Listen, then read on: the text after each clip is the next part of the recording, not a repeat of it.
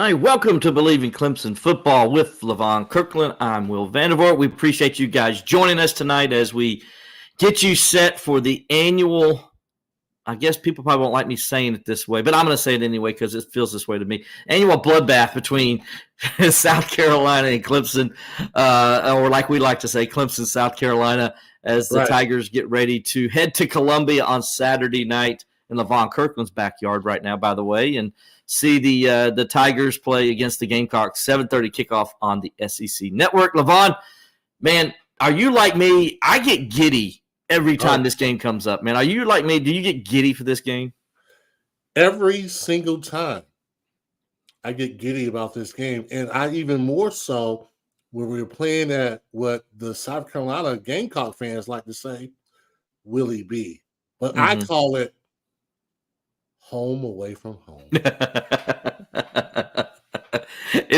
It really is, and we'll talk about that here in a little bit. It really is a home away from home for Clemson, but we got a big show for you guys tonight, as we'll be obviously talking about the Clemson and South Carolina game, and then we'll also going to review and take a look back at Clemson's big win over North Carolina that moved the Tigers to 7-4 and secured at least a 4-4 record in ACC play, so Clemson avoids its first losing season in ACC play in 26 years. So that will be extended another year. We'll also discuss what's going on around the country. We got ACC versus SEC matchups this week. We'll talk about that as well. So a whole bunch of stuff going on. We're going to also talk a little bit about what's going on around Clemson, some big wins for other sports other than Clemson football. We'll give them a little shout out as to this week as well. So, but before we do all that, we want to go ahead and say how much we appreciate our sponsors. You can see them over there on our the ticker running across there, and our sponsors are the Clemson Insider. The most complete coverage of Clemson athletics and recruiting. Go to the ClemsonInsider.com and check that out. And we appreciate Robert allowing us to use his platform each and every week on YouTube and Facebook and Twitter. And so, Robert, we do appreciate you, and we appreciate the team at the Clemson Insider for allowing us to do that. We also want to say and give a shout-out to Tippetback Sports Grill, the place to be to watch all your college football action this season. Tippetback Sports Grill is located at 215 Pelham Road in Greenville, South Carolina.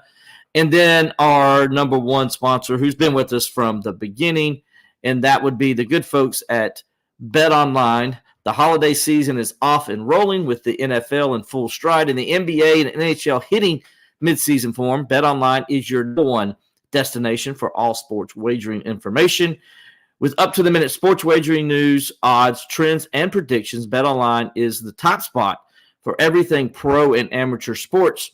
And not just the big four, BetOnline also has information at your fingertips for or on your desktop and mobile device for sports such as MMA to international soccer. So head on over to BetOnline today, and remember to use our promo code Bleav, that's BLEAV, for your 50% welcome bonus on your first deposit. Again, head on over to BetOnline and use the promo code BLEAV for 50% welcome bonus on your first deposit. BetOnline, where the game starts. And as I mentioned earlier, we want to say thanks to Tippetback Sports Grill, 215 Pelham Road in Greenville, South Carolina, the place to be this football season. I know we're wrapping up the college football season now, and they got championship games next week in the ACC and SEC. So if you're a college football fan, you want to head on over to Tippetback Sports Grill. It has all the biggest games from around the country on their mini TVs, including Clemson and South Carolina, and all the games from the ACC and the SEC. If it's the NFL you want to look at, Tippetback Sports Grill is open on Sundays, and they have Sunday ticket. So they're your home for all your NFL games, and most importantly, what's important to me, Levon, the Pittsburgh Steelers. So they come on over there and check them out. They're the Steelers bar in the Greenville area. Tippetback Sports is located at the Commons in Pelham. It's open 7 days a week. Mondays, they're going to have their Twisted Trivia night, as well as Monday Night Football. On other nights, they're going to have karaoke and live music. On Saturday, of course, it's college football all day long, and then Sundays is designated for the Pittsburgh Steelers and the NFL. So go see Tim Cinco and his team over at Tippetback Sports Grill, located at the Commons in Pelham. Tippetback Sports Grill is the place to be for all your college and NFL action this season. And, Levon, we got some besides news about what the football team is doing, we do have news involving the football team, but I'm also here in a little bit going to talk about the men's basketball team as well as men's and women's soccer teams and what they've done. First, the Atlantic Coast Conference announced today, that'd be Monday as we record this, and we're live on YouTube and on Twitter and Facebook. The Clemson center Will Putnam was named Offensive Lineman of the Week, and quarterback Nate Wiggins was named Defensive Back of the Week for the Tigers' victory over North Carolina, 31-20 victory for Clemson over at Memorial Stadium. Let's see. So Putnam, as I mentioned, he is this is his second one of the season. He became the 8th player in Clemson history to earn at least 4 ACC Offensive Lineman of the Week honors, joining Mitch Hyatt, Stacey Long, Thomas Austin, Jim Bundren, Kyle Young, Keen Peoples, and Jordan McFadden. Against North Carolina, Putnam graded out 98% to Clemson's coaching staff and anchored an offensive line that allowed 0 sacks for the 3rd time this season. He helped Clemson rush for 247 yards and helped Clemson reach 200 yards rushing, both and passing for the 4th time this season. He and his fellow linemen helped Clemson's Will Shipley to a season-high 179 yards from scrimmage. In the process, he passed Dalton Freeman, by the way, for the 2nd most career snaps in a scrimmage in Clemson history. Dalton, of course, had 3,361 career snaps from 2009 to 2012. Putnam right now has 3,405 snaps going into the South Carolina game. Wiggins' selection is the first of his career and the first by a Clemson defensive back since Mario Goodrich's performance against Pitt back in 2020. Against the Tar Heels, Wiggins recorded 8 tackles, a touchdown-saving forced fumble, a pass breakup, and a game-sealing interception. The interception was his 3rd of his career, but his 2nd against North Carolina, joining the pick he had in last year's ACC championship game, which, of course, he returned 98 yards for a touchdown. Both interceptions came against North Carolina and have come off presumptive future first-round pick Drake May, as Wiggins accounts for 2 of May's 14 career interceptions now. Wiggins recorded his first fumble in an unbelievable fashion, reaching 22.1 miles per hour and chasing down the ACC's rushing leader and being behind to force the fumble at the goal line. Clemson head coach Dabo Swinney on the forced fumble said, "That's one of the greatest football plays I've ever seen. I mean, it was special to watch. The only thing that I've seen live like that was when I was playing in the Sugar Bowl in the national championship game in 1993, when I literally saw George Teague run down and take the ball and turn it away and go the other way. That was against Miami in that championship game. I remember that play. Yes. Yeah. Unbelievable play. So congrats to Putnam and Wiggins for that. I also want to mention Clemson's men's basketball team on Sunday knocked off Boise State, who Boise State's been in the NCAA tournament on the last 2 years. Clemson beat them 85-68 on Sunday at Little John Coliseum to move to 4-0 on the season. The Tigers were led by Joe Girard, Joe Girard, excuse me. He finished with a game-high 23 points. He added 4 rebounds and 3 assists while connecting on 9 field goals, including 3 3-pointers. 17 of Girard's 23 points came in the second half. Chase Hunter and P.J. Hall combined for 28 points in addition to Girard's 23 points. They added 14 points each. Hunter added 6 rebounds, 4 assists, and had a block shot, while Hall had 4 rebounds, a block, and an assist. 12 of Hall's 14 points came in the second half. Clemson, if I remember right, the game was tight at halftime. I believe it was 41-38. Then Clemson opened up a 10-point lead midway through the second half and then stretched it to a game-high 22 points by the 5:19 mark. So Clemson now returns to action on Friday, November 24th, when it hosts Alcorn State. Also want to give a shout-out to the Clemson men's soccer team, who advanced to the second round of the NCAA tournament by recording their 6th shutout on Sunday when they knocked off Charlotte, to move to the round of 16, with a 3-0 victory over the 49ers. They did that in front of almost 3,000 fans there at historic Riggs Field, and they moved to 10-1-2 at historic Riggs Field this season.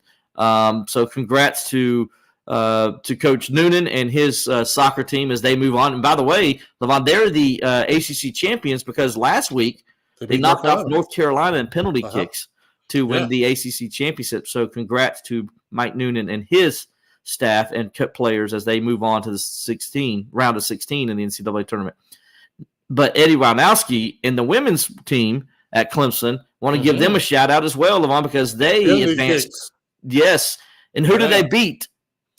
Ooh, did they beat North Carolina? No, they beat the Georgia Bulldogs, even better.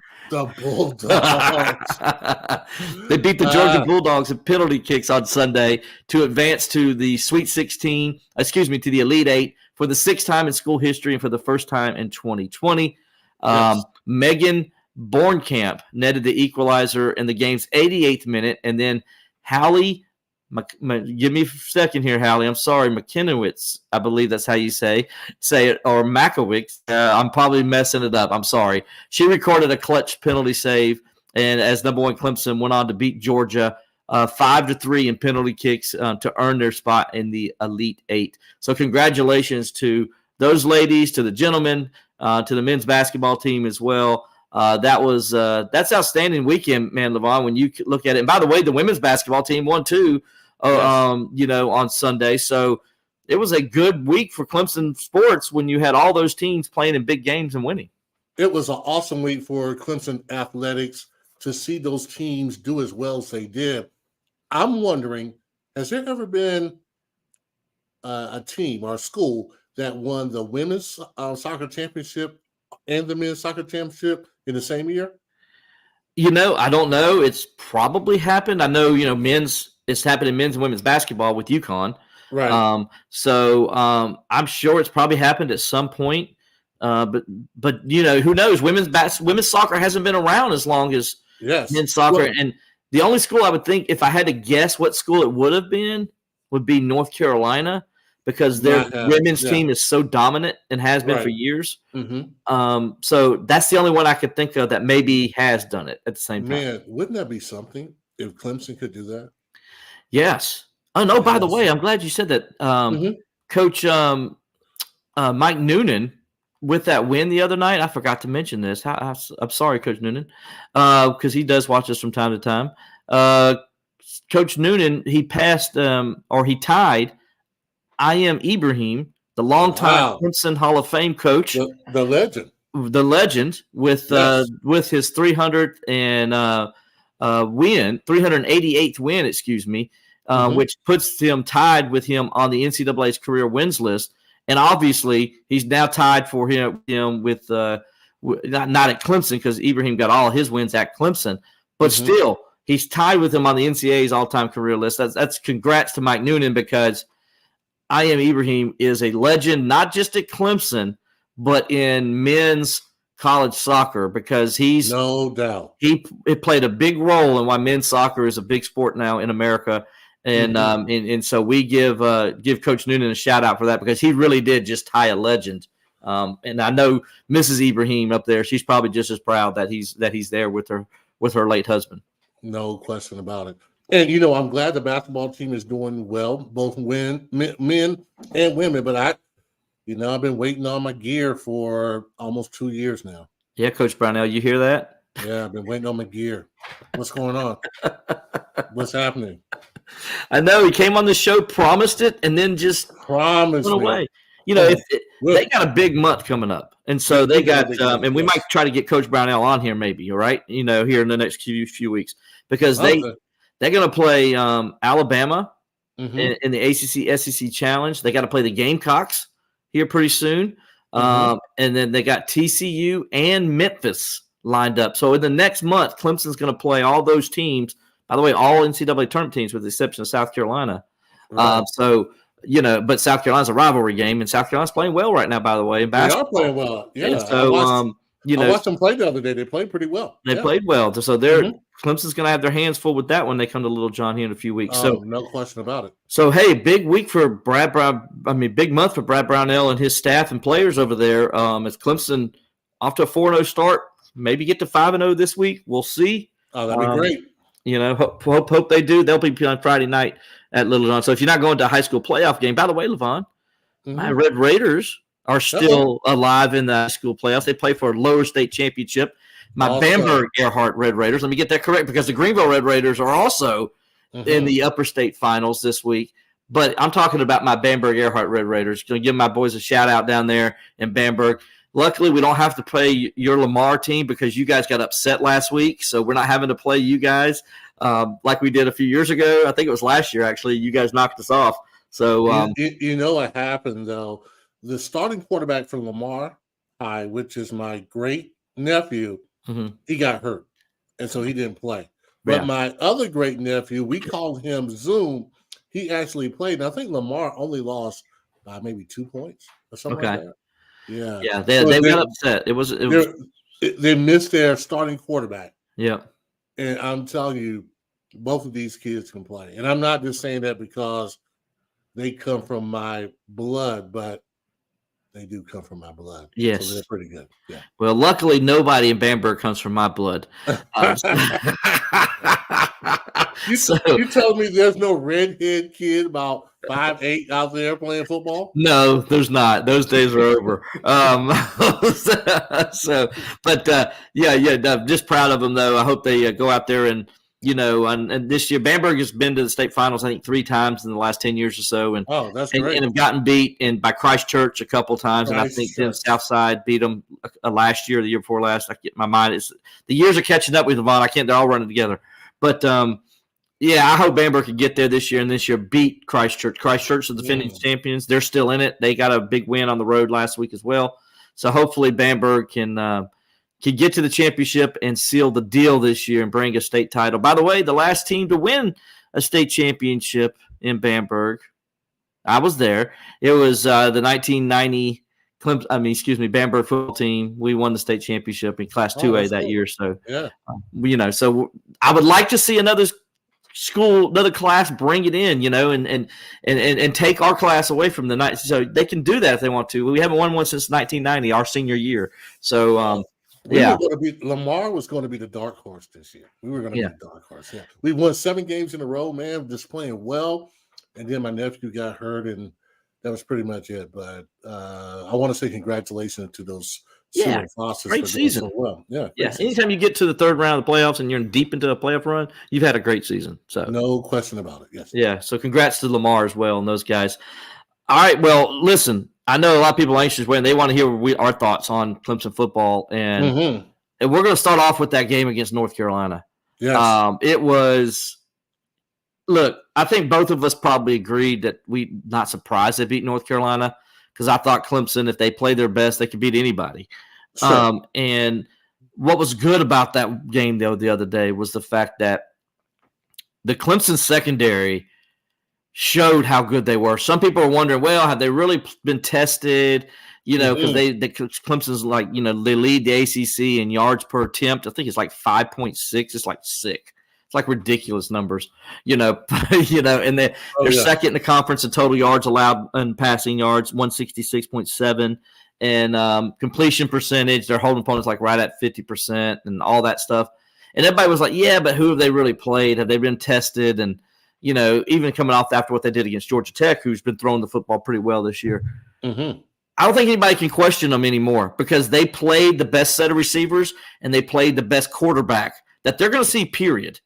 And they shut them down. Mark May. Look at I'm going back old school. Back in the day. I'm going back to school. They held Drake May 209 yards, his second lowest performance of his career. And then he had his worst performance from a completion standpoint. He was 16 of 36, first time he's ever been held under 50% completion percentage. He had 1 touchdown, 1 interception. Had like a rating that was like 90 something.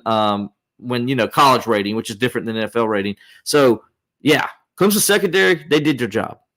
No question about it. You can see them growing like weeds. Mm-hmm. They really have what I call a great attitude. They have what you want in all cornerbacks and safeties is they can grind. They're a little cocky. They talk a little trash and they back it up. It is beautiful to see because last year, when we saw that Wake Forest debacle, everybody was thinking, oh, my God, we got the worst secondary ever. But who were the 2 guys that told you to hold on, wait a minute, this defensive backfield is going to be good. They're going to grow into their position. And my God, we talked about Nate Wiggins and what he can do, and he proved it again with probably one of the best plays I have seen in college in quite some time. Did you see that? Did you see the speed that he had as he was catching? It looked like on TV, I'm like, oh my God, it's going to be 14-0. Yes, I said the same thing. The momentum is going to be on North Carolina, and you're wondering, can Clemson come back from this, right? Mm-hmm. You see Nate Wiggins come on the screen and run this kid down. And when he crossed the line of scrimmage, I was like, wait a second. He just fumbled. Oh, my God, he fumbled. Yep. That was one of the best plays in college football. It hands down. I don't know if people are talking about it enough, because this kid, I mean, he was at least about 5 yards away from, he was about 5 yards away. Nate Wiggins, he caught up to this kid, stripped the ball out, fumbled, and it changed the game around. Clemson comes back, and they scored a touchdown, 7-7. Mm-hmm. It could have easily been 14-0. Yeah. No, it changed the game. I had my binoculars on it from the press box, and I was watching it because I'm blind, and so I always use my binoculars. So I had my binoculars on the play, and everybody in the press box, they thought it was just a touchdown. And as I looked at it, I'm like you. I said, hold on, that ball came out. Yep. That's a fumble. And everybody's like, no, it's not. He already crossed it. I'm like, no, he didn't. He did not. And when we looked up at the replay, it came obvious that ball was out before it crossed the goal line. And I'm with you. That was a heck of a play. Nate Wiggins, you made you some money because you were already a first-round pick, but now you might be a top 10 pick. Yeah, because he got that speed. He got, man. Yes, he's going to be one of the fastest guys in the combine when he goes. I mean, and everybody's like, well, hold on, Will, he's only junior. We all know he's going, guys. I mean, he's out of here. He's out of here, and we understand. And don't be surprised if he's not playing in the bowl game. There's no reason for him to play in the bowl game. So, right, yeah. I know some people are going to say, oh, he shouldn't play in the bowl game, but I totally understand why he's not going to play in the bowl game. It's a different day. It's a totally different day. Once upon a time, guys would play all the way to the very end. Nowadays, these guys are not going to risk getting hurt and hurt their chance of going into the NFL, the reason why they came to play college football in the first place. Yeah. So, therefore, when a kid has an opportunity like this and he's not playing for a national championship, these kids are going to say, you know what? I'm not going to the Gator Bowl. As great as the Gator Bowl. Hold on, you telling me something about the Gator Bowl? Is that where they're going, Levon? Did you just give it out? You never know. But I'm saying that if you're a fan of Clemson and you're a fan of Nate Wiggins, and he says, you know what, I'm not going to play in a bowl game, you got to understand. Because this guy has the opportunity to be at least, I think, top 15. Mm-hmm. No doubt. If he goes higher than 15, these scouts don't know what they're talking about. Or they don't know what they're looking at. Yeah, if he drops, but see, there was like 7 or 8 scouts there the other day, and they saw a person. If those 7 scouts, they were out there to watch Drake May, there's no doubt. Who's going to be a top 1 or 2 pick, depending on what you're looking at. So those guys watching Drake May, right? Yeah, they're top 10 pick guys. So they're probably sitting there thinking, okay, if we don't get Drake May, maybe we go with this corner. I mean, that's kind of like, and by the way, his interception, let's talk, oh my gosh, to be able to keep his feet in bounds, and he did, by the way, that he was in bounds. I know the guy on TV was saying, when I went and rewatched it earlier today, the guy on TV was saying, oh, it looked like, he wasn't in bounds. And, or I shouldn't say earlier today, it was yesterday, Sunday, because I get my days mixed up, man. We're in Monday. I'm sorry. We're in Monday. But when I watched it on Sunday, he was like talking about how he thought his feet might have been out because the chalk was coming up. I'm like, no, that chalk came up because his foot hit the hash, hit right on the hash. And that's why the chalk came up. And I just thought that was just an unbelievable interception, one of the best that you'll see.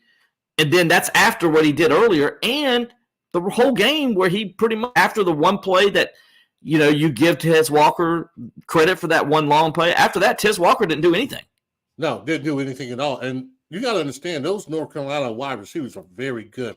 This is one of the top quarterbacks in a long time, man. I mean, this May kid can really play.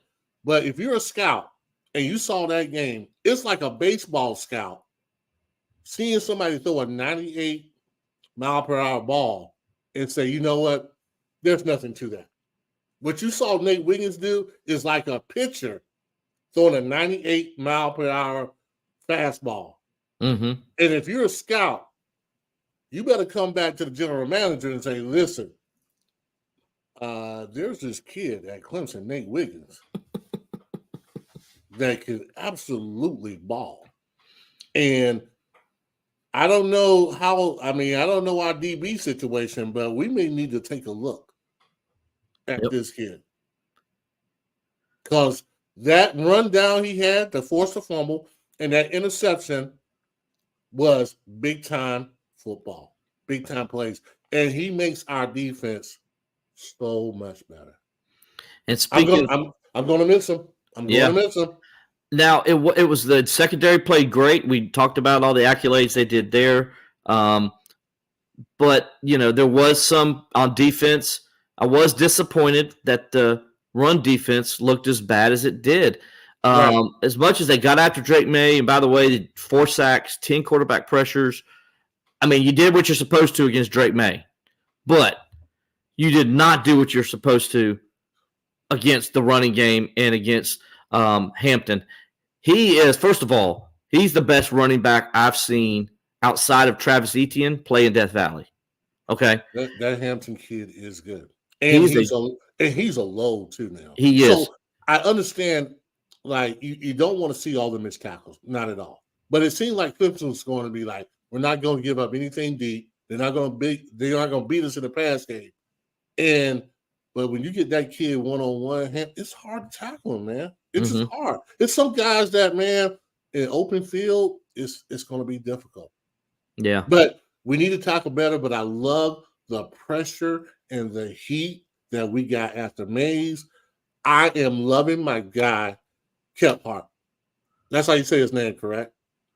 Is it Capehart? Yeah, Capehart. I'm sorry. DeMonte Capehart. Yep. Ooh-wee. He is reminding me more and more of Chester McLaughlin. Levon. That's what I say. I said it last week on the show. Oh, my God. He's reminding me of Chester.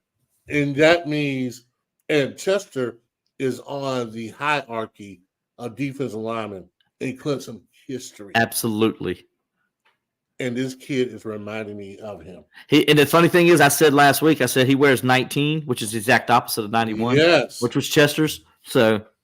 Oh, man. He is doing his thing. Yes. And if you don't know how good Chester McLaughlin was, you need to Google him. Yeah. Well, I hope if you're a Clemson fan and you don't know who Chester McLaughlin is, then I need to take your Clemson card away from you. Exactly. We're going to take your Clemson card because Chester was the man. Yeah. But I really like what we're doing in the defensive line. Our linebackers, of course, they're doing their thing also. But the defense it seems like this team is coming together. Mm-hmm. Are we where we need to be? Are we back with Trevor and Deshaun and Taj? No. But we're doing some good things. They're getting close. They're getting close. I'm telling you, Ship and Mappa are running the rock. Mm-hmm. And if you're South Carolina, that could spell trouble for you. Yeah, and Randall, by the way, on Facebook, we're going to get to the Clemson-South Carolina game. Trust me, we're just going back, reviewing the North Carolina game, and then we're going to start talking about the game with South Carolina. So hang in there, buddy. We're going to get there. We had somebody ask us about we said that, Levon, we don't got enough Clemson in the background, but Levon, explain to the people that picture behind you, what that picture is. Oh, yeah, this picture that I got behind me, mm-hmm. This is the sack that Wayne Simmons and but I got there first, made on, I think it was Pat Turner in 1989. Yeah. when we went to Williams-Brice and beat them 45-0, and we start asking for rent money. That's when the whole rent is due thing came up because of this debacle, and people start leaving, and we would say, go ahead and leave because this is our house anyway. Y'all just pay rent. Yeah. So that was where that picture comes from. And that game started a run where Clemson is right now, I Bleav, 17 and so that's 9, 11. Yeah, so 17-4 or something, or 18-4. It might be 17-4 against South Carolina since that game or something like that. It's like ridiculous. Since that game in 1989, they're like 17-4 in Columbia. Yes, in Columbia. I should clarify that in Columbia. I'm telling you, as a player, man, that was my favorite place to play. Yeah. I mean, Death Valley was great, but it was nothing better than playing South Carolina at Williams-Brice and then putting them fists up against them and beating them down like we used to. I love that place, especially at night. Yeah, y'all beat them 45-0 in 89, and then you beat them 41-24 your senior year in 91. Yes. I remember both those games very well. So, and the people understand here, if you look behind me, these are my books right here. So those are Clemson books that you're seeing. Yes, I do have my Steelers stuff around it, but you know, this is there's some Clemson things there and Clemson thing there, and that's a Tim Baray's book there, that Clemson book. So, you know, there's plenty of orange behind me. Trust me, there's plenty of Clemson stuff. I mean, it is a Clemson podcast, so yes, you can try to feed it. and I know I have on black, but inside of my veins pumps orange. If somebody questions you as a Clemson guy, they need to go look at the name on the Ring of Honor where it says Levon Kirkland and Memorial Stadium. Not question my loyalty to Clemson University, not at all. But can I tell you, when I really started hating South Carolina, and maybe we're jumping on it. Maybe I'll save that. Let's keep going on about North Carolina. Yeah, we'll review the offense part of the game. We talked about the defense, and offensively, Will Shipley, man, he ran pissed off. He said he was pissed off. He ran pissed off the other day. He also told us it's probably his last game. Probably that was his last game at Memorial Stadium. We'll find that out probably next week after this game and all what his plans are for the future. But we'll talk about that another time. But he ran hard. Clemson ran for 247 yards on offense. I thought Cade Klubnik played his cleanest game, 21 of 32, 200 and something plus yards, 200 something yards, 32 yards, I Bleav, a touchdown, and ran for a touchdown, also ran for 44 yards. I thought it was his best game in every facet, from throwing the football to decision-making to trusting his wide receivers and throwing up the ball and letting them go make plays. I think we saw that young man grow up some more the other day. And then the offensive line, Levon, I just think they're getting better with each game now. They're kind of set with who the 5 guys they're going with, and we're starting to see that pay off. Yeah, man, it's nothing like a come to Jesus meeting that Dabo must have had after that NC State game. Mm-hmm. And not just to the players, but also to the coaches, because this seems to be a better Clemson team than what we saw earlier on in the season when, you know, we would fumble the ball at the most crucial times in the game, or we'll give up a big play. This team is making big plays, but also what I'm seeing they're just turning loose. They're having fun. They're playing the game in a very aggressive style, and I love that. And if we need to see Shipley get mad to perform the way he's been performing, well, somebody make sure they put something in his underwear or something to make him pissed off, because I like the pissed off shit. I do too. I like this guy because this guy runs. Yeah. That drive, he started it off, the last touchdown drive. He started it off with a 33-yard run, and then he ended it with a 33-yard touchdown run. So he had 66 yards of the 75 on his 2 runs. I mean, he was just shot out of a cannon. It just seemed like on those 2 plays. Oh yeah. And he ran. Guy tries to arm tackle him. He just ran right through him like it was nothing, and just did his thing. he played well, 179 all-purpose yards for him in that game, a couple touchdowns.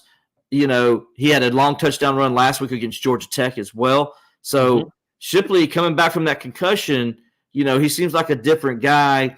And yes, he hasn't made a decision yet on his future. He's going to decide that in a few weeks, he said the other day after we talked to him after the game. And we'll find out and see what he does. But it sounds like he's already putting some thought into what his future is at Clemson. And he did run down the hill with the seniors. That tells you – it doesn't tell you everything, but it tells you he's at least thinking about maybe this would be his last game. So as he said, I didn't want to – if this was my last game, I didn't want to miss that opportunity to experience that. And that's why he chose – because he is graduating in December. That's why he chose to run down the hill with the seniors and do senior day, because he said, I didn't want to miss that, and I wanted to share that moment with my parents, because he's like, I didn't want to go back and say, man, I regret that I didn't experience that. Yeah, I can understand that. And he's also graduating, which is a big, big deal. Congratulations to him. And I can understand sometimes as a player, when you play 4 years, sometimes you're ready to move on. You're ready to move on, and you're ready to take on bigger challenges. And there's nothing wrong with that. I mean, as a Clemson fan, of course you want him to come back. Of course you do. But him as an individual is his decision to make, and you should support whatever decision he made. I mean, the kid has played with a lot of heart and a lot of effort, and you can only tip your hat to him. But, boy, I really want him to come back next year. I really think that this team next year, guys don't get hurt, and we stay pretty healthy, this may be a special team. Yeah, I do. I think, you're seeing with Phil Maffa and what he's doing, the offensive line's getting healthy, and they're showing their depth also. And I think then you look at, Kate Klubnik and his improvement, the wide receivers, Antonio Williams is going to probably get back for the bowl game. Doesn't sound like he's going to play this week, according to what Dabo told us the other day. And then, you're going to have him healthy. You'll have Tyler Brown. You're going to have Bo Collins another year. You're going to have Troy Stellato. Adam Randall's coming into his own. I mean, how about those catches he made the other day? Yeah. And that's the thing I like seeing the best is Adam Randall starting to make plays. And if he can be that guy, then that's going to totally open up this offense. It really is. Absolutely, no question about it. And Cade is getting better as a decision maker. I thought he did a good job of pulling the ball when the defensive ends were charging down, unlike the Miami game when he just totally misread it. This time he did a good job of reading and getting some yardage, not trying to win every game on every possession. And as a quarterback, that's hard when everybody's been telling you since high school how great you are, how wonderful you are. Sometimes as a quarterback, you have to let your other guys make plays as well. And it seems like he's doing a little bit of that. And that's you're seeing him mature as a quarterback and getting better as a leader. He seems to be calming down a little bit. The game seems to be slowing down to him just a little bit. But I'm telling you, this Clemson team, they have some weapons. And that defense, if we were doubting West before, we're not doubting him now. No, Wes is called. He has called. Remember the first sack? So North Carolina's got everybody spread out, and so he shows like a bear front, okay? Yes. And he's got Trotter sitting over the center, and Trotter, when the ball snapped, Trotter backs up like he's not coming, and the center slides over to double team, and then boom, he hits it and goes and gets the sack. I'm like, that was all schemed. That was beautifully schemed. It was a beautiful thing to see because what it did was it eliminated May going outside or even running into the B gaps. And that lineman, that center, has to pay attention to Trotter for at least 2 seconds because he's over him. I don't know if he's rushing or dropping. And then when he drops, he's like, okay, I can help out. Oh, man, when he helped out, it just opened the door. It was and May had absolutely no shot. no shot. He was sacked when it happened, and I was just like, "That's a beautiful design." It is. That's the first thing I said. And same thing I did. And he was confusing May all day with what he would do with he'd give him the pre-snap looks, and then instantly, right when the ball snapped, moving back to a different look. So he'll show a cover one, drop into cover two. A couple times he showed like he's going to go zone and go straight man and goes almost zero blitz and just really just threw North Carolina totally off and threw May off. And then before we switch over to the South Carolina game and start talking about the Gamecocks, look, AJ Terrell, that 4th and 1, people are not paying close enough attention to how big that play was at that moment in the game. That was a huge play. And him to recognize the play, and that was play recognition. That's film study you saw. And he shoots under the receiver to where the receiver didn't even see him. And he goes and makes the tackle and prevents North Carolina from getting a first down there on that 4th and 1. AJ Terrell is balling right now. He had the big interception last week, which was great technique on that play. I talked about that last week. And then the other day, he went head to head with Tez Walker and didn't have any problems this week. AJ Terrell's balling, man. Is it AJ? Did I say AJ? Yes. Avion Terrell. I'm sorry. I do that all the time. I got to stop doing that. But my cousin Dwight, I got to give him a shout out. Mm-hmm. We were texting the other day, and he's like, I like him better than I like AJ. I'm like, well, hold on for a second. Yeah. AJ was a first-rounder, big-time player. But he might have a point because this younger Terrell has a heart of a lion. Avion's he's he is good, what dude. We call a DAWG. Dog. And he will bite because that's a big-time play on a running play. 4th and 1 for him to recognize it, see it, and not only that, as a cornerback, be willing to throw his body and put it on the line. And that was a heck of a play. And boy, you're right. It was a big-time play, too. And he's a true freshman. He's a true freshman. I love it, man. I love it. He's good. I bet you people are not talking about the transfer portal now. No, they ain't. They ain't talking about it now. Not with all those freshmen that are balling back there. Khalil Barnes, again, balling. Had a sack, had a PBU the other day. Yeah. They got Shelton Lewis doing his thing. He had the pick 6 against Georgia Tech last week, and yes. I mean they're just so good in that back end. I mean we can go on and on. Their freshmen may be better than their veteran players at this point. I like these youngins, and you know what? It's like sometimes when you're in the situation that Clemson was in, it's like, you know what? Let's put these young guys out there and see what they can do. Mm-hmm. Absolutely. And I'm also telling you too, from my guy Patrick Sapp, his son, that guy's a player too. I know he didn't get recruited that high. People were kind of wondering about him. But I'm telling you, that kid is going to be a weapon. Maybe not so much this year, but next year, he stays healthy, he's going to be a weapon. I agree. You got Tyler Brown, you got Sapp, you got Harris Sewell on the offensive line. I mean, freshmen are everywhere on that Clemson team, and they're all making plays. I like it. It's great. Now we're going to switch over to the 120th meeting between Clemson and South Carolina. Always my favorite thing to do is pull out the stats on South Carolina. Clemson is 72-43-4 all time against South Carolina. The 72 wins rank as the most for Clemson against any opponent that they play.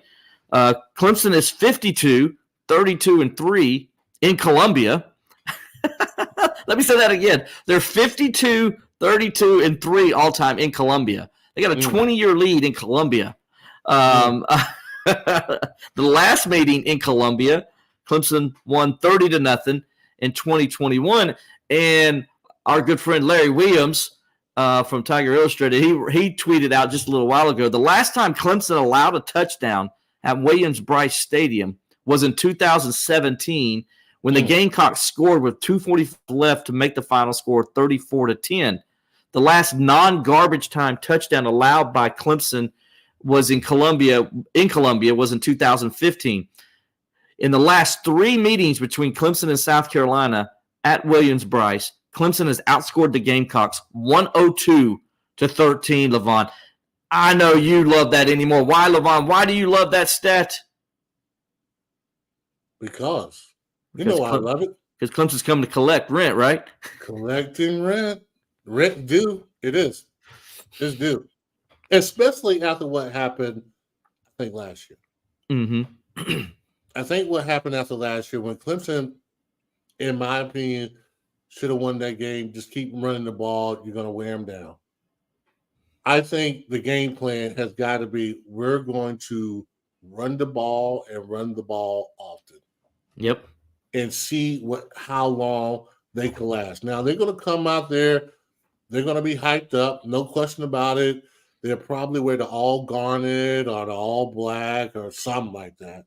Because they change their uniforms every week. They change their uniform every week. No tradition whatsoever. And they'll probably play that song and they will be hyped. No question about it. And I really think, in a lot of ways, I think this South Carolina team, although the record doesn't show, they got something. And if you're not careful, they can beat you. Yeah, they want you to play ugly. Because they do have a quarterback who can make things happen if you don't get after him. But he's also, I think, too, and he hasn't done it this much this year. I think he's a guy that will commit some turnovers. Yeah, I agree. I think he's a guy that if enough pressure and he's getting frustrated, he will throw that ball to the opposite number. South Carolina is going to come out and they're going to play with big time energy. But I think what Clemson has, if Clemson is just solid, no turnovers, that they can put a whooping on South Carolina. Mm-hmm. Well, but I do like this South Carolina team is they're scary in a way because this is kind of what they did last year. You know, they kind of got on the run and started playing well. And a lot of times when you get that kind of momentum, you get confident. And then that old Mo, she's on your side. But Clemson is doing the same thing where they're playing well. The last 3 games, this is going to be a great game. I can't wait to see it. Well, I hope you're wrong because I don't think it's going to be a great game. No, because if it's a great game, it's a sloppy game. And that means if it's being sloppy, it's going to South Carolina's advantage. Right. Because if Clemson plays the way Clemson should play, then Clemson should win this game by at least 3 touchdowns. Wow. If I'm being honest, because when you look at the lines of scrimmage, Clemson is better on both sides of the lines of scrimmage. And Levon, I've paid attention to football my entire life. Yes. And I always remember my coaches saying the team that wins the lines of scrimmage, no question about it, going to win the game. I don't care who you got at quarterback. I don't care who's at wide receiver. I don't care who's running the football. If you dominate the lines of scrimmage, you'll win the football game 9 times out of 10. Now, there is the exceptions to the rule. And the reason there are exceptions to the rule is because you don't take care of the football. You turn it over. You make it a sloppy game. You do things you're not supposed to do. If there's a concern for me going into this game with the Gamecocks, that concern is Cade Klubnik. Yeah. And how does he handle this environment? Because he didn't have this kind of environment against Miami. When he was in NC State, yeah, that was a tough place to play, but it was daytime, totally different environment. Duke was Duke, so that wasn't a tough environment. You know, and then Syracuse was Syracuse. That wasn't a tough environment. This is the toughest place he's played to this point as a starting quarterback. They're going to be on top of him. They're going to be aggravating him. They're going to say things that he's not going to like. It's going to be loud. How does Cade Klubnik deal with that adversity, especially early in the game? Now, once he settles into the game, if he's playing well, then I ain't going to worry about it anymore. But until I see early on how he plays in this game, then I'll know what Clemson's going to do. Because I'm telling you, Ron, I'll agree with you. Clemson's going to be able to run the football. They're going to. All right? They're going to be definitely be able to throw the football because South Carolina's pass defense is, let me look at this. They're 13th in the SEC, giving up 259.5 yards per game. So you're going to be able to throw the football. They don't pick it off. They only have 9 interceptions this season, so they're not like turning the ball over on people and stuff. Now, so you're going to be able to do some things, and I think Clemson's going to use the pass to set up the run. Because at first, South Carolina does a decent job when you look at yards per carry. South Carolina is actually better than Clemson. Now, granted, Clemson just played North Carolina and Georgia Tech, 2 teams that like to run the football extremely well and have. And so Clemson's played a tougher – these last 3 games, Clemson's played tougher opponents than South Carolina has. Let's just call it what it is. Notre Dame, Georgia Tech, North Carolina, all 3 pretty doggone good offenses, top 30 offenses nationally. Notre Dame's got a big physical team, and so Clemson's played some pretty good offenses and quarterbacks the last couple of weeks, and running backs especially. So I'm not as concerned when I look at these numbers because South Carolina played Vandy, and then they should have lost Jacksonville State, and then they played Kentucky last week. Now, I was surprised they did as good as they did at stopping Kentucky's running game. And that's what I'm saying. That's why you have to be able to throw the ball. But Kentucky can't throw the ball, and that was Kentucky's problem. And I was going to make that point. Leary he cannot throw the deep ball. He can't at all. So if you're South Carolina, you're saying like, okay, we're going to put everybody in the box and make Leary throw the ball. In this case against Clemson, I think with Cade, how he's playing now, you may need to be careful with that. And I'm telling you, this Tyler Brown, number 6, is a player, and you better be. You better be weary if you're South Carolina of him. Right. And Brittlestool and what he can do as far as the red zone is concerned. So I think you Clemson, you have a plan where, hey, let's get them off a little bit by play action, pretending we're going to run the ball, and we hit them up a little bit in the passing game. Then as the game gets on, especially in the red zone, you can pound them. Yeah. And I really believe that Clemson can pound them. On the other side, as far as their offensive line, if you're Clemson and you don't challenge their offensive line, then there is something definitely wrong with you. If you're not putting guys all on the line of scrimmage and showing them exotic looks, you're missing the opportunity. Yeah, South Carolina. You're missing the opportunity. South Carolina right now has given up 20. Let me make sure I'm looking at this right. Yeah, hold on. Let me make sure I'm looking at the right one. Okay, they've given up 39 sacks, which ranks 13th in the SEC. That's a lot of sacks. They've given up 86 tackles for a loss, which ranks 14th in the SEC. Now let's flip it over to Clemson and what Clemson has forced. So Clemson, 28 sacks, not great, but the reason why is a lot of teams are dinking and dunking, like their quarterback's not holding the ball longer than 2.5 seconds, if that. And they're just dropping back and throwing because they're trying to avoid that pass rush. But when a team does try to pass, like North Carolina, Clemson had 4 sacks, had 10 quarterback pressures. Right. That's what Clemson does if you try to drop back and pass. They're gonna say, okay. So, and then, Levon, Clemson leads the ACC, ranks in the top 10 nationally, 83 tackles for a loss. So you tell me at the lines of scrimmage in this one-on-one, in this good-on-good, who's better?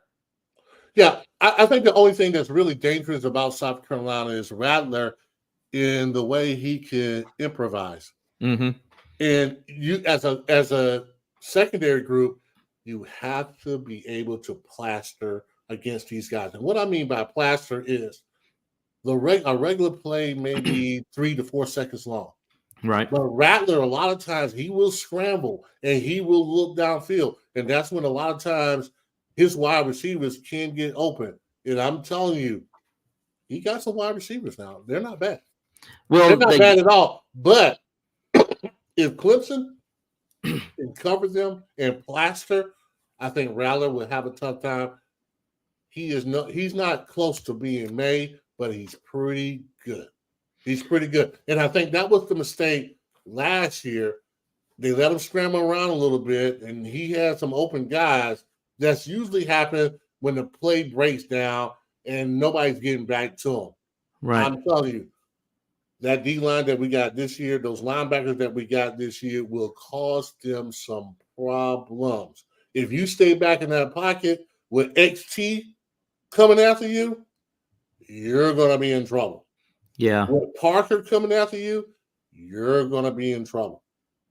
So I think we have the formula that we win by 2 touchdowns. But anytime you think about a rivalry game, that's the thing.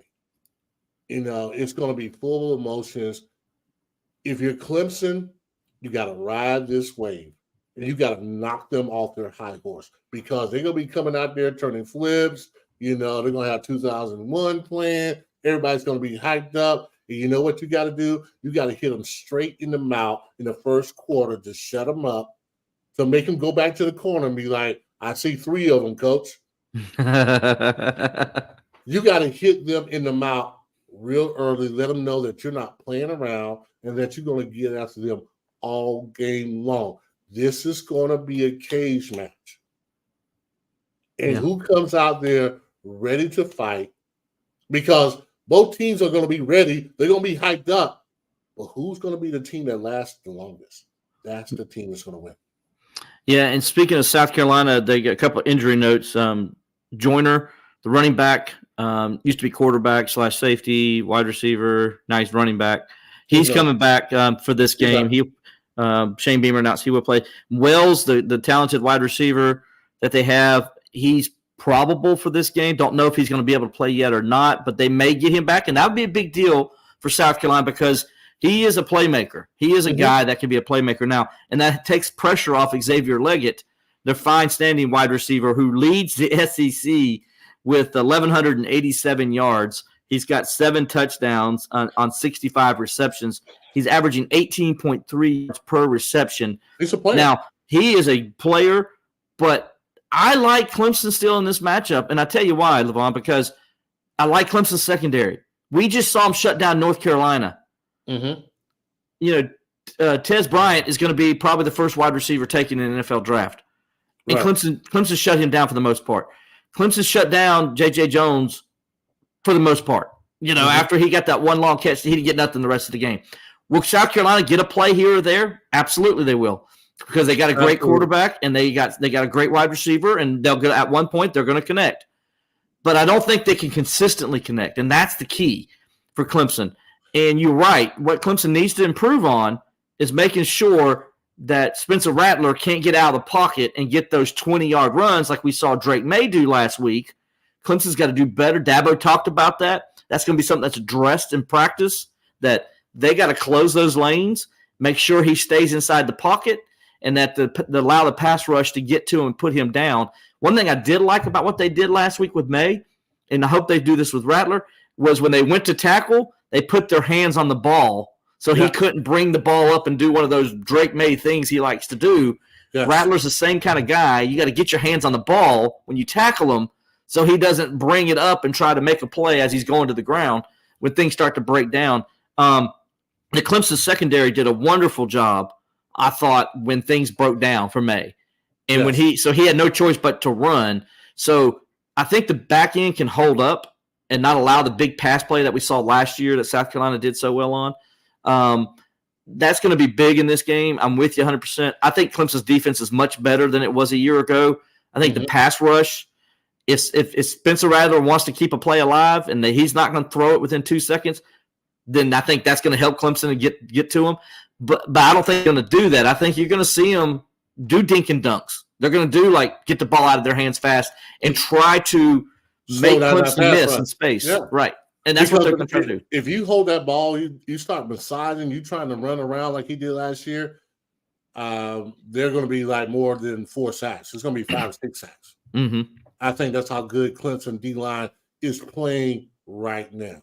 Correct. So forget all that stuff in the first half. Look at the last couple of games. If you look at the last couple of games, Clemson has been absolutely balling, playing at another level. I think, one of the things that South Carolina might have in their favor is they're playing at home. And like I said, they're going to be hyped up, no question about it.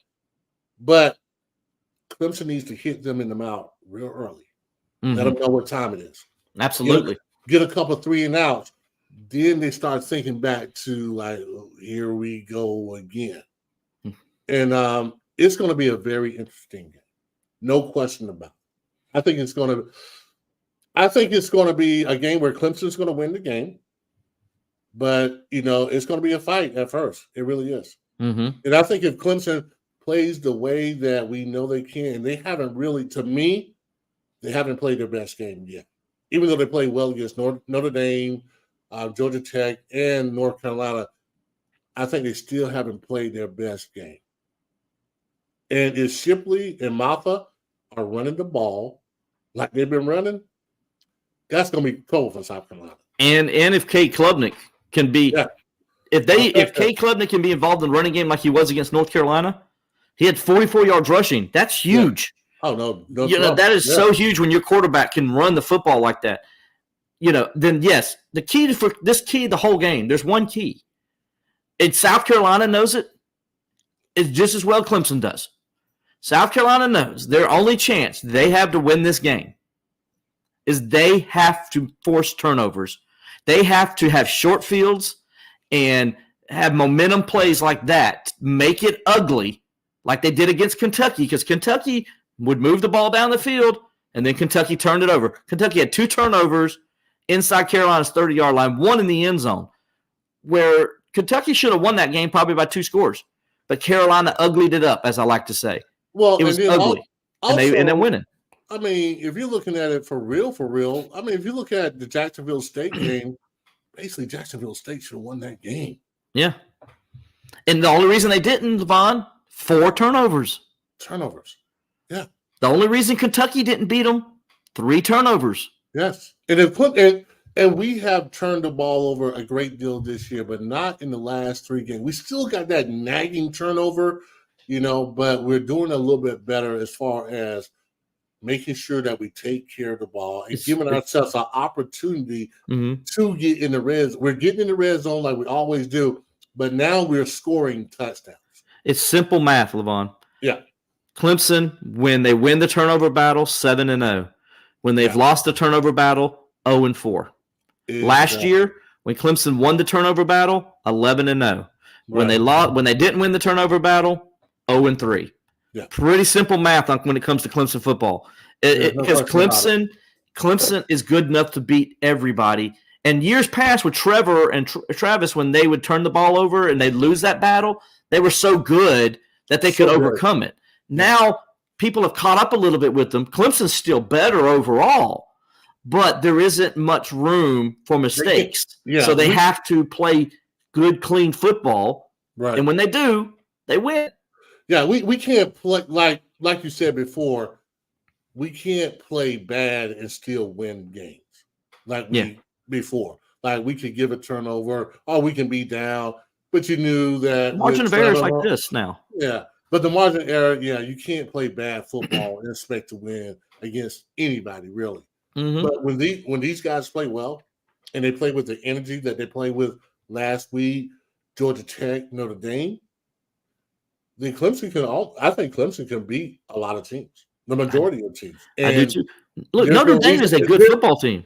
No question about it. But there's no reason why Clemson shouldn't go in this game motivated, ready to play mistake-free football, and try to pound South Carolina in the ground, because that's the way you beat South Carolina. Is you run the ball and you push these guys and you get physical and let them know who they really are. And like you said, you come after Spencer Rattler. You don't sit back in zone because he'll pick you apart. He'll do what he did to Georgia. Look at Georgia. Georgia game's a perfect example of it. Georgia came out and they played zone. They didn't come after him, and it's 14-3 South Carolina. Right. Then Georgia says, you know what? Kirby Smart said, I'm done playing around. And he brought pressure. And he kept bringing pressure. And then he throws 2 interceptions. He gets sacked like 4 times. That he can't get his feet set. It's simple math. When you affect the quarterback, you affect the offense. You know why Clemson beat North Carolina last week? They affected the quarterback. Yeah, and then if you look at, I look at the running game too, and I think our running game is going to play a big part. I believe that we got a better running game, no question about it. If we run the ball effectively, we'll beat these guys. With any problem. But also, you cannot, I think with South Carolina, you cannot let them get any advantage as far as running the ball is concerned. Because they got a little guy there. God, I forget his name right now. Kid from Newberry. Yeah, the Anderson. kid from Newberry. And he runs the ball pretty hard. But they're not Mario Anderson, but they're not very consistent as far as grinding you out. Mm-hmm. So if you're West, if you're the Clemson defense, man, you're blitzing the hell out of this team. Because that can really put them for a loss in the running game, and you're getting after Spencer Rattler. Mm-hmm. And you need to get after Spencer Rattler, and you need to let him know it's an all-day affair. I think that's what Clemson's going to do. I think they're going to do the same thing they did against Florida State, the same thing they did against North Carolina and Georgia Tech. They're going to play man defense, and they're going to bring their backers. And they're going to keep bringing them, and they're going to keep bringing them. So they're going to do the exotic zone blitzes like you talk about, and they're going to bring those ends, and they're going to bring the backers. You don't know where the backers are coming from. They may fire off and bring a safety blitz too. They may bring a corner or nickel blitz. They did that a couple of times last week against North Carolina. Yeah. They're going to bring a lot of pressure. And the only thing is, and people got to understand, pressure doesn't mean always getting a sack. It just means affecting the quarterback. And if you look at last week's game, there's a reason why Drake May was 16 of 36. Because he was like, oh, my gosh, I got to get rid of the ball. And he's rushing his throws and doing all that stuff. That's what you got to have Spencer Rattler do. Because, hey, Spencer Rattler is more accurate of a passer than Drake May. Drake May's pretty accurate. So is Spencer Rattler. Spencer Rattler's completing 70% of his passes. Let me look, see, I'll make sure I'm right on this. 68.2% of his passes. Drake May came in doing 67%. So, but how do you affect an accurate passer like that? You got to put pressure on him. You got to get him off his spots, make him backpedal. You don't want him going forward or sliding in the pocket. You want to get him off his spot. That's how you make him inaccurate. You want him running east to west, taking one side, and we want him to only see one side of the field. Correct. We don't want him being able to pick and choose whether I go to A gap or whether I go to B gap. Mm-hmm. And I think we're good enough up front where we can cause him a little problems. We can cause him a little chance to hesitate. And I know that fans are thinking that, they want a bowl game. They're ready. They're going to be playing at Williams-Brice. Have you seen our record against them in Williams-Brice? Do you understand that? You want me to remind them? No, you don't have to remind them. They should know. And then also, do you know that we want a better bowl game? Yeah. We want a better bowl game than the bowl game that we're getting. And we want to finish off this season making people understand that Clemson hasn't gone anywhere. Yes, right. I know that South Carolina has a little momentum. But okay, if you want to talk about that, they played Jacksonville State and barely won that game. Pick six with 2 minutes to go. Rich Rod was killing them. They played Vanderbilt. Vanderbilt is horrible. Nothing. They lost to the worst team in the ACC. Vanderbilt did. That's how horrible Vanderbilt is. Yeah, Vanderbilt's bad. Yeah, we're going to talk about that in a minute. Kentucky hasn't set the world on fire. Kentucky's an average football team that can't throw the football. They cannot throw the ball. Yep. This is the best team they're going to be seeing in the last 4 weeks. I don't care if they're playing at home or whatever like that. Mm-hmm. I really believe that Clemson has turned the corner as well. This is not only the best team they've seen in the last 4 weeks, this is going to be the best defense they've seen all year. And if they don't believe that, yes, I'm saying Clemson's better than Georgia's defense. Absolutely, I am. Clemson defense is better than Georgia's defense right now. This Clemson defense is a top 10 nationally ranked defense. And they have proven it because they've played some damn good offenses and way better than South Carolina's. And Notre Dame, Georgia Tech, it's pretty good. Georgia Tech's one of the top offenses in the ACC. Yeah, they're pretty good. Yeah. And North Carolina, everybody knows about North Carolina, how good they are and how many points they can throw up. Yep. And we shut them down. Held them to 20 points, season low, 20 points. Yeah.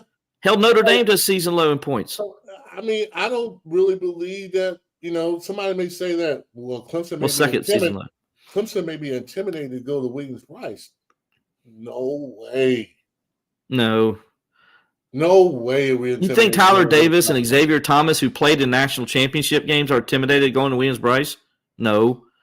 The only Right. person that you worry about is Cade Klubnik because he hasn't quarterbacked in that environment. That's the only guy. That's the guy that you like, okay, can he show up and play?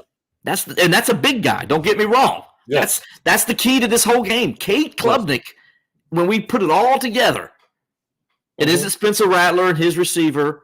It isn't Clemson's defense. It isn't Phil Maffa and Will Shipley. The key to this whole game is Cade Klubnik. If Cade Klubnik comes and plays well, Clemson's going to win. And Levon, as I said earlier, they're going to win easy. Yeah, if they do. Mm-hmm. South Carolina wants Cade Klubnik that played against NC State, that played against Miami, that played against Duke. That's the Cade Klubnik South Carolina is hoping shows up at Williams-Brice Stadium. Because if he does, then that means it's going to be an ugly game. And the uglier the game, the better chance South Carolina has to win. Amen, brother. I agree with you wholeheartedly. Yep. I mean, that's how they win games. Special teams, and they ugly it up. You know? And Clemson, by the way, I think Clemson's going to come in this game from a special team standpoint like they did against Notre Dame. Because remember last year against Notre Dame, they just mucked it up. Special teams was horrible. Right. But then, boy, you saw, you could see Dabo, made a point of emphasis for his special teams in that game. I know one thing, though. We better never, ever call a timeout to run a fake and get it. When you got Phil Maffa over there. Man. Tyler Davis, I love you, buddy, but you shouldn't be running the ball. I love you too, Tyler Davis, but I was like, what was that? I mean, we call a timeout. Guess what the other team is thinking? Watch out for any fake. Even if in a 4th and 1 situation, you're telling your defense to watch out for the fake. You're telling your punt return team to watch out for anything that's coming up. Mm-hmm. We did a bad job. We did a great job of doing a bad job of trying to fool North Carolina on that. Yeah, they did. They did. And so hopefully after back-to-back weeks of failing on fake punts, now the good news about that, Levon, is neither one of them came back to haunt you. You won the games. And also the good news is that you make South Carolina have to look at it. They have to practice it because Clemson showed it. So that's some good news with it. But the bad news is don't do it ever again. And, and also I think if you're Clemson, you got to watch out, too, for what they do on special teams as well. Mm-hmm. Well, Beamer is Beamer. Yeah, making sure that you're solid on anything that could possibly happen. Make sure that, if you got a man, you keep the man. You guard him the whole way. But I'm looking forward to this game, man. It's going to be an exciting game, man, from an atmosphere standpoint. But I feel like if Clemson plays their best, South Carolina plays their best, that Clemson has this game by 2 touchdowns. Yeah, I'm with you. And we're going to get to that here in a second. So we're going to kind of lead us into our pick 6 before we get out of here. Me and Cameron last week did really well. Cool. Yeah, we went 5-1 in our picks, and so we're really pleased. Both of us were. So hopefully we'll keep it rolling this week. I need to figure out what we've done all year. I need to do that. You're fine. I'm like average. Am I doing my thing for the thing that I hate doing? The thing that you hate doing. So before we get going, before I mention this, so Clemson and South Carolina is ACC versus SEC. Mm-hmm. This year already, the ACC is 4-1 versus the SEC. Florida State beat LSU 45-24. North Carolina beat South Carolina 31-17. Miami beat Texas A&M 48-33. And Wake Forest beat Vandy 36-20. So in all 4 wins, the ACC not only won the game, but they won convincingly in all 4 games. Now, I'll go ahead and mention there was one loss, and that was Tennessee beat Virginia 49-13. So Tennessee's got the 1 win so far for the SEC. And I bring this up, Levon, because there's 4 games this week versus ACC, SEC teams. The ACC's favored in 3 of them. So there's a chance the ACC could be 7-2 versus the SEC going into bowl season. Now, they'll play a couple bowl games, too, against each other. But right now, the ACC's got a big lead, and they got a chance to extend it to even bigger this week. So with that said, that begins our Pick 6 segment. All right. And we'll go ahead and start it with the big game at noon. and it's the big game. Number 2, Ohio State at number 3, the Cheaters from Michigan. And the Cheaters are, the game's on Fox at noon. The Cheaters are a 3.5-point favorite. I guess they got enough film already, so that's why they made it a favorite. They got all the film. They got all the signals. Yes. So with that being said, I'm going to go with Michigan on this one. I think that they're playing with a purpose. I really do. I feel like they're playing with a purpose, man. Ohio State normally has them, but the last 2 years, Michigan has turned this series around. I think it's going to be Michigan. Okay. Yeah. Well, I am with you on this because Michigan's at home. They've dominated the last 2 years. Now we know why. And I think Michigan, though, with their run game, I like their defense. They've dominated with the exception of last week. They struggled against Maryland. Mm-hmm. Kind of interesting, though. The one after Harbaugh says yes, I agree. They do struggle. After they changed the transition. Yes, after they changed remember those what do they call those sheets you used to have where you just kind of mark them up a little bit? When you take a test, I forgot. I know. Are you talking about the bubble sheets? Yeah. Yeah. Oh, well, like sometimes teachers weren't smart and it just gave everybody the same test. Yeah. And everybody's just going down there like looking down. What you got for number 1? Hey. But not that we did that. We didn't do that. Of course, we did not do that. Yeah, we didn't do that. But Michigan is like, saying, hey, man, if you're not, we have not tried hard enough, so we're going to cheat. I mean, to have a guy disguised as a coach, that takes some effort. It does. And then to act like you knew nothing about it. Before we move on, the funniest thing about Michigan last week was they were like celebrating their 1,000th win. And that's good and all, but guess what, guys? The NCAA is going to take all these wins away, so you're going to have to redo it a few years later. So you might want to just hold off on the celebration. I'm like, really? You guys are going to celebrate that knowing more than likely every win is going to be taken away this year? Mm-hmm. I mean, come on. Yeah, that's funny. But I still got Michigan to win this game. Yeah, but I got Michigan too. I think Michigan, if you line up and play, they're the better team. I think the more physical team. Yeah. So I'm going to take Michigan and minus the 3.5 as well. All right. We're going to go to the ACC, and we're going to stay in the ACC as Mac Brown's North Carolina Tar Heels.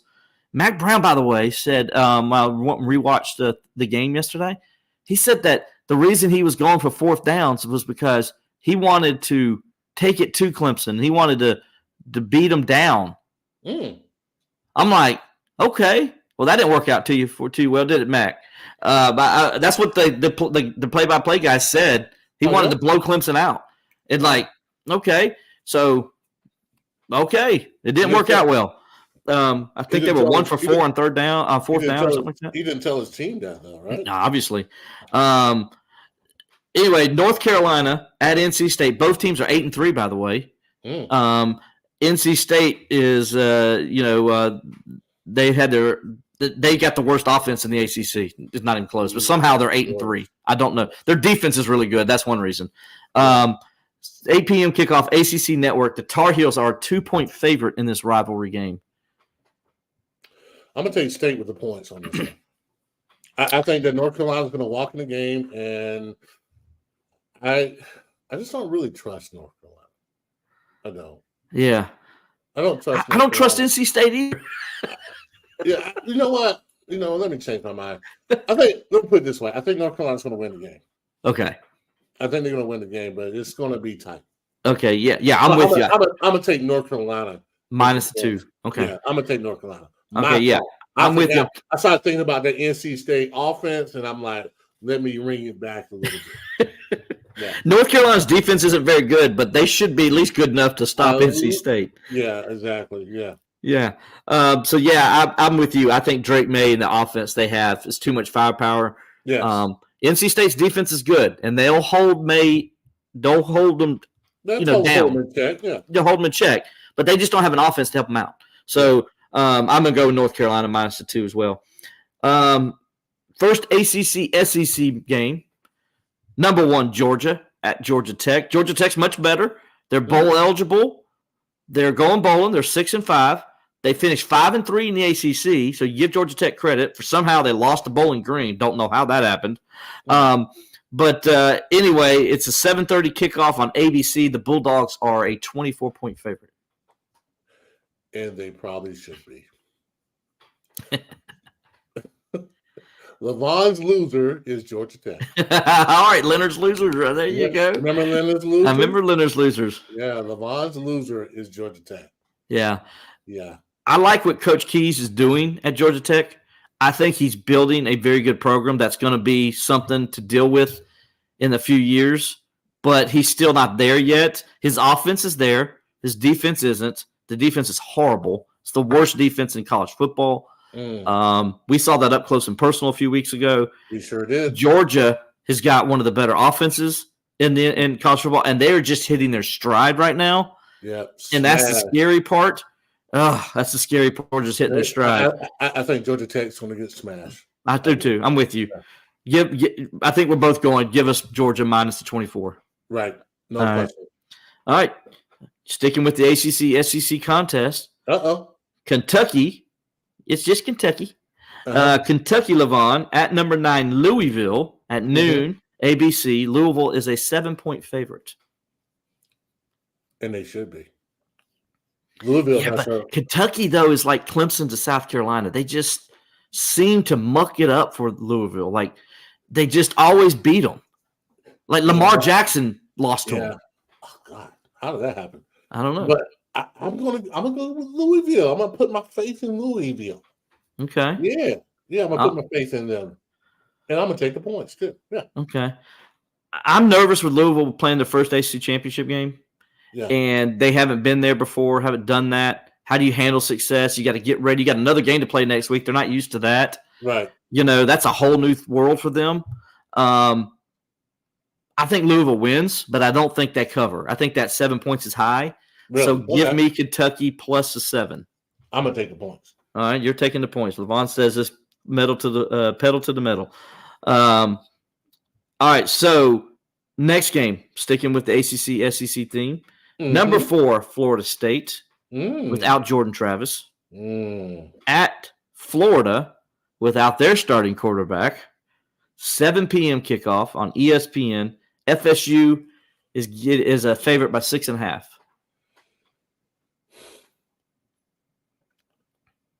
With Jordan Travis, I've been like, yeah. Without him, not so much. Yeah. I think that I was a little nervous for this game, even with Jordan Travis, because it's a rivalry game in the swamp. I think that's too many points. Yeah. Backup quarterback, first time starting in the swamp. Yeah. I think that's a little bit too much. Yeah.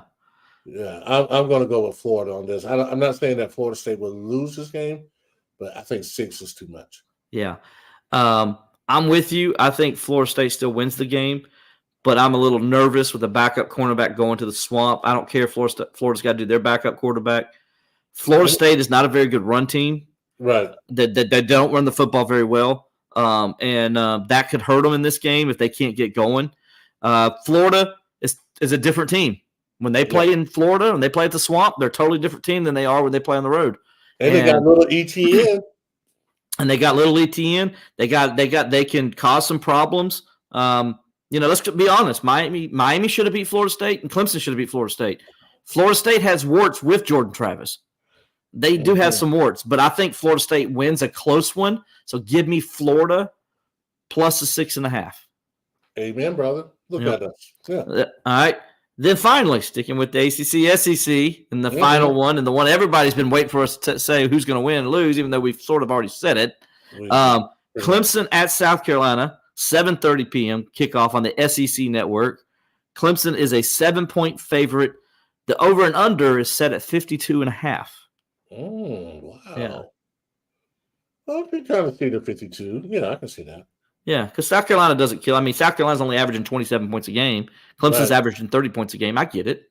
Yeah, I get that much. But I'm going to take Clemson in points. Taking Clemson minus the 7. Minus the 7, yeah. Yeah. I think I think that is going to see like, man, South Carolina got the advantage. They're doing this, they're doing this. Not this time. Yeah. Not this time.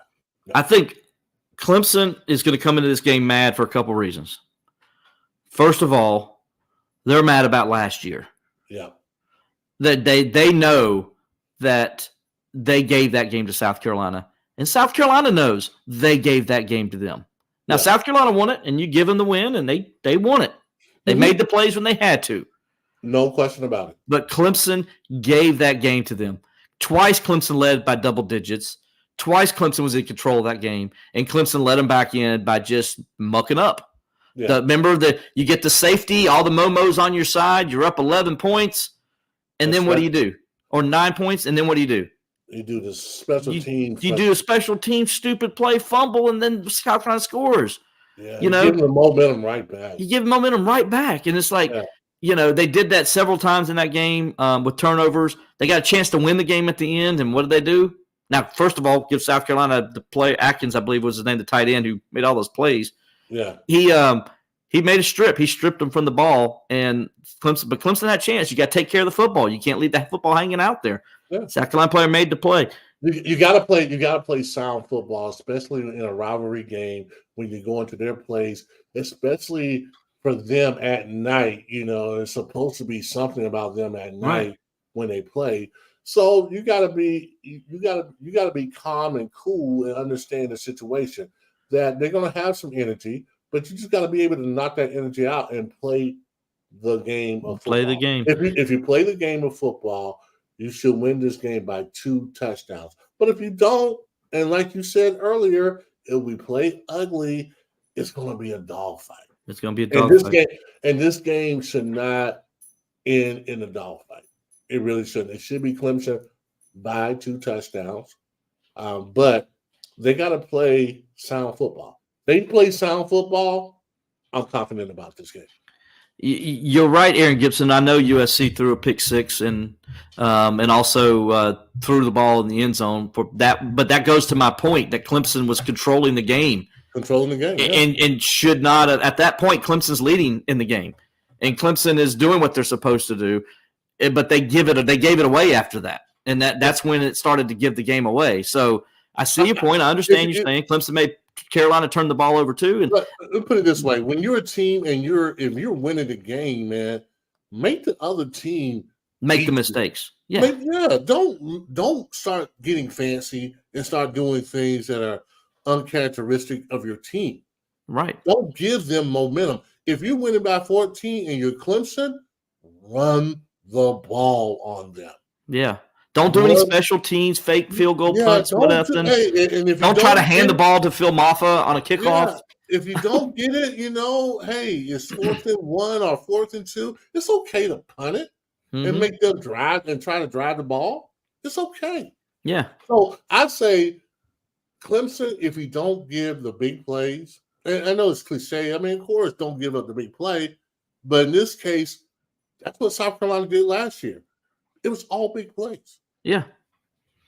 South Carolina didn't drive the ball, but like one time on Clemson the whole game. Right. So if you don't give them momentum, I think Clemson wins this game. Yeah. Play smart football, play sound football, and I think you got the guys that can beat their guys. Yeah. Clemson's got the better team. I mean, when you look at them, Clemson, like we said earlier, look at the lines of scrimmage. Clemson's better. Clemson's defensive front against South Carolina's offensive line, Clemson's better. Clemson's offensive line against South Carolina's defensive line, Clemson's better. The numbers tell you that. When you look at the numbers and you look into it, when you look at how the two teams have played this year, it tells you that. But you got to take care of the football. And Clemson did not take care of the football last year. South Carolina won the turnover battle. Aaron, just to let you know that. South Carolina won the turnover battle last year, and Clemson lost. That's why Clemson lost the game, because they lost the turnover battle. So, and Clemson stopped running the ball for some reason. I don't know why. For some reason. For some reason, they just stopped running the ball, even though they were averaging like 7 yards a carry almost on South Carolina. They're not going to do that this year because, like I said, they're mad. They got something they want to prove to South Carolina. They want to go in there and do it. They're mad. And they're mad at themselves because they put themselves in the position where they're in right now, where they're having to show people that they're really good. And that what they saw early in the year wasn't them. And they're mad that they did that to themselves. And that's what I said. It's a mad Clemson team. In South Carolina, look, I know South Carolina's been injured. And I know they've lost some key players, just like Clemson has too. Maybe not to the extent of South Carolina. So we understand that's one reason why South Carolina's not as good this year as Clemson, because they have lost some key players. And I'm recognizing that by saying that's why Clemson's the better team and they should go in there and win the game. Yeah. Yeah. And you know what? Even for this game, I don't even want us to wear the orange pants. I just want us to go straight white, all business. You know, the colors that we like, Will. The white pants. The business whites, as we call them. The business whites. And come to Williams-Brice and, collect rent. I hear you on that, but the business white hasn't been good this year. They're 1-3. I'm just saying what I prefer. But maybe the orange is just the juice they need. Put the orange breeches on, Levon. See, right behind you, 045, first time ever worn on the road. That's true. It's first time they ever worn on the road. Now, before we get out of here, first of all, I didn't say my pick. Give me Clemson -7. So you're taking Clemson -7. And go over the 52.5. Okay, I think the game goes over that as well. Because I do think South Carolina's going to score, and South Carolina's going to make some plays, and it's not going to be like a total runaway. So anyway, Levon, before we get out of here, tell me why you hate South Carolina so bad. Oh yeah, the story. Okay, coming out of high school, I wasn't really a Clemson fan or a USC fan. I ended up going to Clemson because I felt that was the right place for me to come, but I didn't really feel the rivalry like that. So we go down to 87. I don't play. I'm registered, so I'm not playing at all. But they beat us that year. That's the year that Rodney threw the interception touchdown. And this was before the Thanksgiving weekend. So we're home for the break. And I'm having dinner with my family, whatever like that, trying to get over the loss. One of my classmates, Baron Damon, was going to USC at the time. And my old English teacher was a big South Carolina fan as well. And so I went back to visit the school, and the old English teacher just gave it to me. I mean, he was hammering me. I didn't play, but they were just hammering me. I was like, okay, I'm feeling a certain way now. I'm really like, oh, okay. This is after the 87 game. Yeah, this is after the 87 game. And then my friend had the audacity to come to my home and drive with a Gamecock flag on his car to my house, to where my family lives, to where I go home for peace. He comes there with the Gamecock thing and try to put it in my face. Mm-hmm. Like, ha, ha, ha, we beat y'all. And I promised myself that as long as I'm playing, that we'll never lose to South Carolina. And that was the beginning of the reason why I hated South Carolina. And by the way, what was your record against South Carolina? Let's see. 1, 2, 3. I never lost to those guys. Because a promise is a promise. And rent is due. Yes, it is. It's due. So, I mean, so that's the reason why I didn't like, I really end up I didn't really like him when I was, my first year, but he put it over the top. When he came to my house with the flag, do you know how competitive I am? I do. Do you know they tell players not to take it personally? Screw that. I took it personally. I take it personally. And you've hated him ever since. And I hate him ever since. I love it. Real fast, I grew up in Bamberg. Yeah. So Bamberg is a South Carolina town. Indeed. Our school colors are garnet and black. Oh my God. Our letter jacket looks like South Carolina's letter jacket. Ugh. Our football uniforms look like South Carolina's football uniforms. Every single one of them. I love my Red Raiders. I'm a proud Bamberg guy. Go Big Red. Go Red Raiders. Let's do it. But I hated my school colors. I hated that they tried to emulate South Carolina and everything. I hated that 80% of that town are Gamecock fans. And they always, in that 1987, I remember it too, they just, in 84 season, I think is what really the Black Magic year made my hate for South Carolina because of the town I was in and grew up in. Yeah. And I just really hated it because I remember Mike holding that football out in front of William Perry and dropping it down like he did. And I just hated him ever since, man. I hated him with a passion. I can't stand him. I get sick in my stomach when that should be anybody talks about him. I just don't like him. Listen, I'm a very professional in my business. Okay, right. I cover Clemson professionally. I went to journalism school. I was taught to be unbiased. I was taught to be objective, and I do all those things, even in the Clemson-South Carolina game. When Clemson loses in anything else, doesn't bother me. Doesn't bother me. I don't care. I do my job. Even national championship games doesn't bother me. I'm doing my job. Right. I got a job to do. Yeah. But, man, when they lose to South Carolina, there's a sick feeling in my gut. I just hate it. I can't stand it. I think about all those people back in Bamberg loving life, and I'm just sick to my stomach about it. So I love my family in Bamberg, all my Bamberg people, but I hate the Gamecocks, and so I don't want them being happy on November 23rd.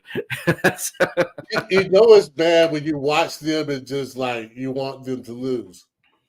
Like I have a friend that one of my classmates in South Carolina, their women's basketball team is amazing. Yeah.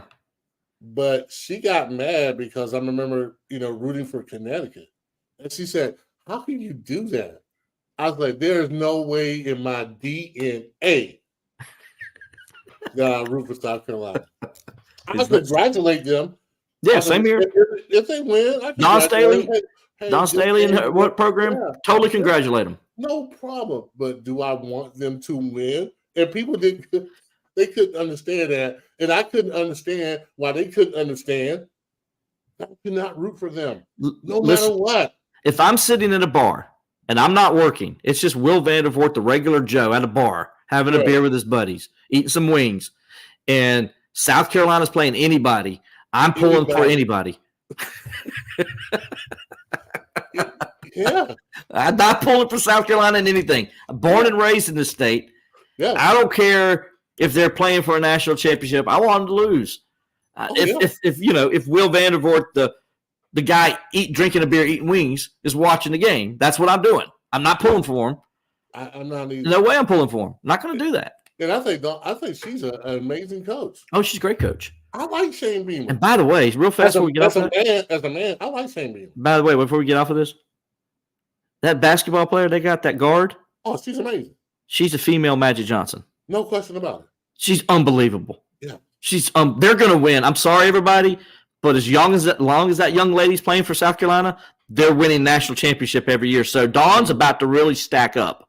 Yeah. Because she can play defense, and now she's got an offensive player like that's explosive. And she got a number 2 player coming in next year, right? I know, yeah. Yeah, so they're pretty stacked. So I respect them in ways. I respected Ray Tanner as a baseball coach. But I do not want them to win. And nothing. And nothing. Like Danny Ford said, you should never root for South Carolina in anything. And that was my coach, so I don't like them in anything. I love Coach Ford for saying this story to me. Talk about Coach Carlin. Yes. So we were sitting there talking, and Danny was like, I said, so when you were when you were coaching, what was your relationship with Coach Carlin? He says, I couldn't stand him. He's like, I hated him. Mm-hmm. I said, wow, really? He's like, yeah. He said, I didn't talk to him. He said, I didn't call his phone. I didn't see how he's doing. I didn't wish him happy birthday. I didn't do anything. I said, well, why is that, Coach? Just curious. He says, I'm coaching against that guy. I'm recruiting against that guy. How in the world can I do those things if I like them? I can't beat somebody if I like them. He says, I can't out recruit somebody if I like them. And I just laugh. And I said, I never thought about that. He says, when I retired and he retired, he says, yeah, we're friends now. He says, but that's because we don't coach against each other no more. But he says, when he coached, I did not like him. See, back then it was the hate was for real.